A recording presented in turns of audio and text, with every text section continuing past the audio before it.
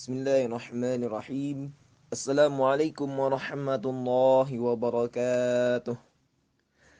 Innal hamdalillah nahmanuhu wa nasta'inuhu wa nastaghfiruh wa na'udzu billahi min shururi anfusina wa min sayyiati a'malina. Man yahdihillah fala mudilla lah wa man yudlilhu fala hadiyalah.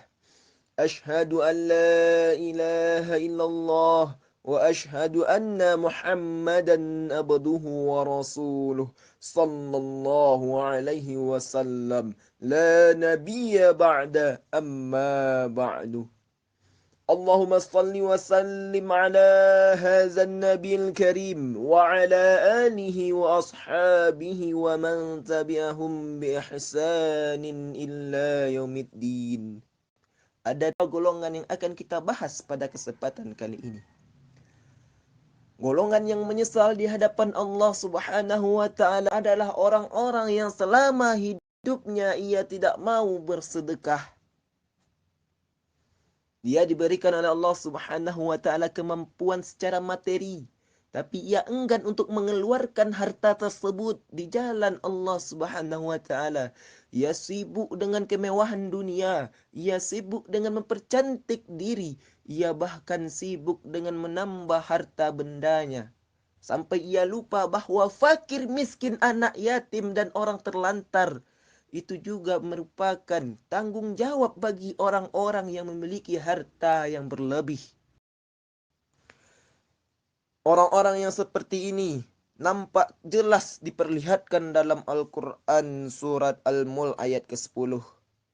Yang mana orang-orang seperti ini dia akan berkata kepada Allah, "Lau kunna nasma'u, andai kami mau mendengar, au na'akilu, andai kami mau berfikir, maka kami tidak akan menjadi orang-orang penghuni neraka syair."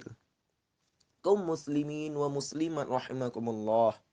Di sini digambarkan oleh Allah Subhanahu wa taala orang yang selama hidupnya ia tidak mau mendengar dan tidak mau berfikir di jalan Allah Subhanahu wa taala, maka Allah tempatkan ia di satu tempat yang khusus, yaitu bernama neraka syair.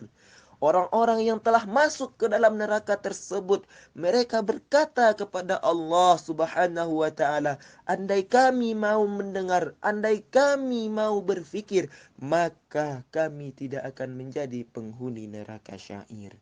Begitulah yang dikatakan saudara-saudara kita di hadapan Allah Subhanahu wa taala yang semasa hidupnya ia tidak mempergunakan pendengaran dan pemikirannya di jalan Allah Subhanahu wa taala.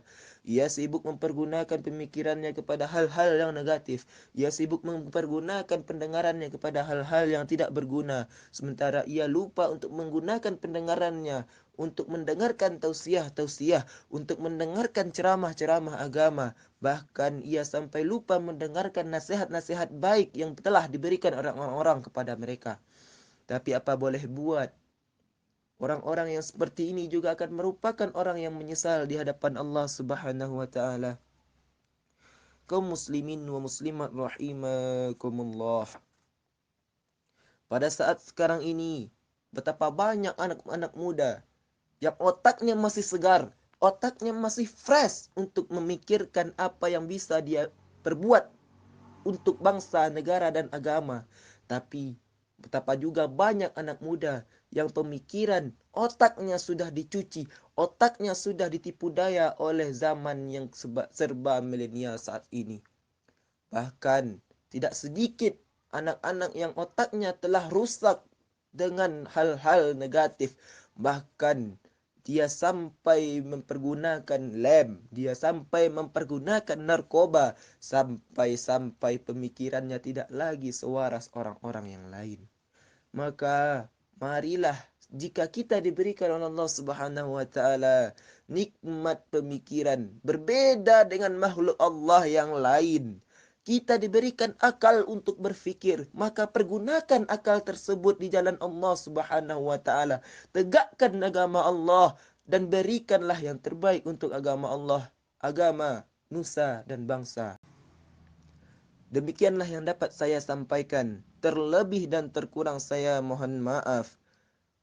Wabillahi taufiq wal hidayah. Assalamualaikum warahmatullahi wabarakatuh.